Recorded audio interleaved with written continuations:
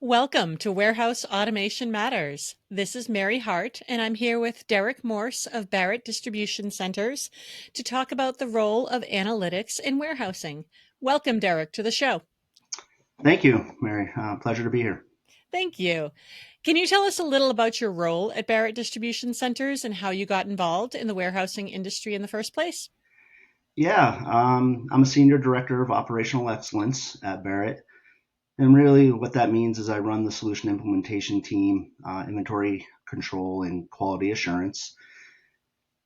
Started in big box, FedEx, JC Penney. I learned I had a passion for people and processes, and then had an opportunity to start up a 3PL in Devens, Mass, called Quiet Logistics. Ultimately, we were acquired by American Eagle Outfitters, which gave me some unexpected time off, which led me to here at Barrett. Thank you. And that's a long history of experience in the warehousing industry. How have you seen the role of analytics evolve in warehousing over the years? And how does Barrett leverage analytics to improve efficiency and productivity?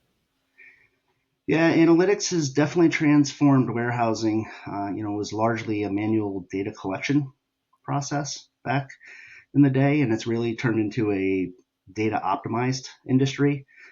Warehouses track a wide range of critical KPIs, right? Performance metrics that fit the needs of their business. For companies like Barrett, integrating, advanced analytics has certainly helped us improve speed, accuracy, and cost. It's allowed us to stay competitive in a fast evolving fulfillment landscape. Great. So, what are the key data points or the KPIs you referenced that warehouse leaders like yourself should be tracking? Well, again, I do think it depends on the needs of their business. Every business is a little bit different, but typically dock to stock, time to fill, fulfillment rates, always net and gross accuracy, cost per unit. At Barrett, we're big believers in LP accuracy, location accuracy, and adjustment percentage of transactions as kind of quick indicators of facility health. So, can you share an example of a time when data driven insights that you're using led to a significant operational improvement? Barrett tracks skip picks. We believe strongly that it's a critical KPI. Why would a picker skip a pick? Whether they don't have the right equipment, it's the location size is wrong, maybe mins and maxes are wrong, replenishment timing is kind of off versus the picking wave being leveraged. Could be associate opportunity, right? So, but by using that data point and digging in, we've eliminated a lot of lag time, which is ultimately increasing productivity and results in reduced costs.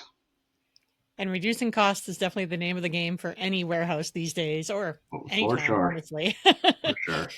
So, what tools or technologies are you using that are most effective for collecting and analyzing warehouse data? Um, you know, Businesses often employ a lot of combination of technologies. The tool really depends on the warehouse specific needs and goals and even scale of operations. But WMS, RFID, robotics, data and analytic platforms, they allow us to just gain real-time insights and improve overall operational efficiency. Great. And I've heard recently about excuse me, I'm going to take that part out. I've heard recently about slotting strategies. How can data analytics improve slotting strategies in the warehouse? And what role does it play in optimizing inventory placement for efficiency and throughput? Yeah, it's crucial. Plays a crucial role. By analyzing various factors that affect the inventory placement, product demand, order frequency, order size, even physical location characteristics of the warehouse itself, you're able to optimize your replenishment to have the right product in what we call the golden zone to improve, speed to fulfill, reducing labor, and it also will help your space utilization. So it's a significant savings. For warehouse people out there who might not know, what are slotting strategies and how do you use them? So it's really trying to use the data to enhance your inventory management, right? And using the real time and historical data to make that informed decision around supply and demand, inventory patterns, demand fluctuations, even supplier performance. But essentially, it'll allow you to have a delicate balance, right, between stocking enough inventory and meeting the demand, but also overstocking, which adds cost. So you mentioned overstocking situations there. How does the data driven how do you use the data to help with inventory management regarding stockouts and overstock? It's research. A lot of it, we'll use it to get the right product in the right picking zones. Like I said, the right golden zone, so that there's not a lot of bending or we don't use a lot of equipment. And when it comes to the stock outs, we're trying to ensure that at the time of the wave, the product is available for us to pick. And if it's not, we're doing proactive research and going through the history of that SKU, checking every location to ensure that we can fulfill that order rather than stock out. Great. So what are some top or common challenges that warehouses face when they're even thinking about adopting a data-driven approach? A lot.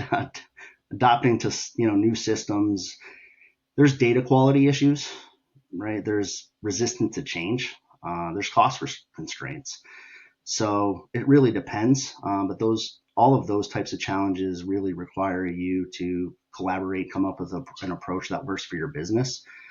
Um, I think you got to pick the right approach, do some diligence around it, and then what system is going to work for you. I'm not sure, but that is really those three big are the biggest things in my opinion. The resistance, the cost constraints, and then data quality is obviously an issue at certain facilities. So what would you tell people or what advice would you give to warehouse leaders who are looking to adopt a data-driven approach, knowing those challenges, and they're looking to build a stronger analytics strategy?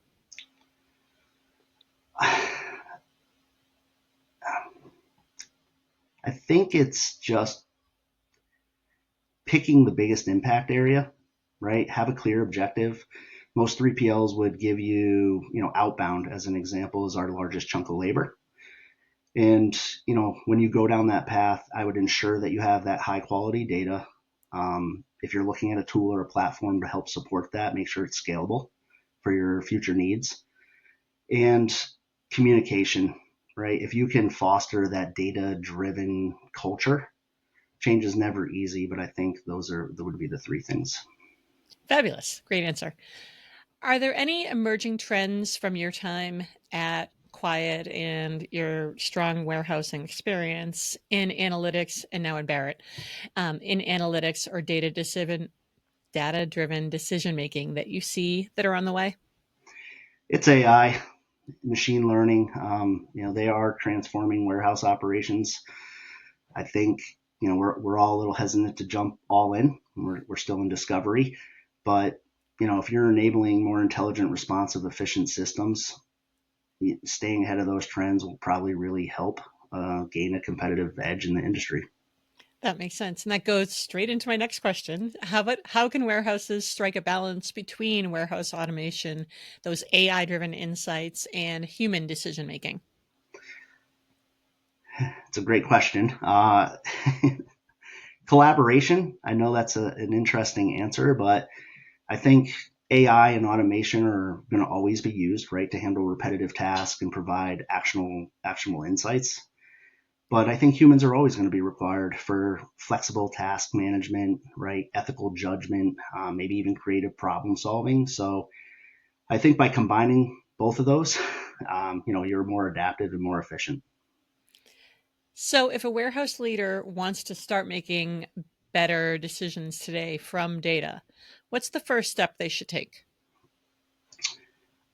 I'd start by clearly identifying which performance metrics matter most to your business. You have specific goals in your warehouse, and I would ensure that that data is available to measure those KPIs. Is the data accurate? Is it reliable? Is it consistently available? I think if you have that, you're heading in the right direction. Perfect. So, where can listeners learn more about Barrett Distribution Centers and your work in this space and why they should choose Barrett Distribution Centers as their distribution center? Great question.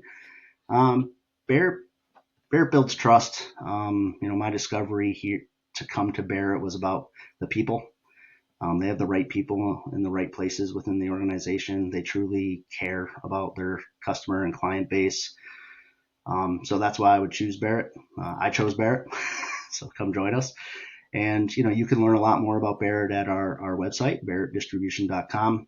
We have a large LinkedIn presence, and our VP of Marketing and Sales, Brian Corbett, he's a great follow. Highly recommend. Fantastic.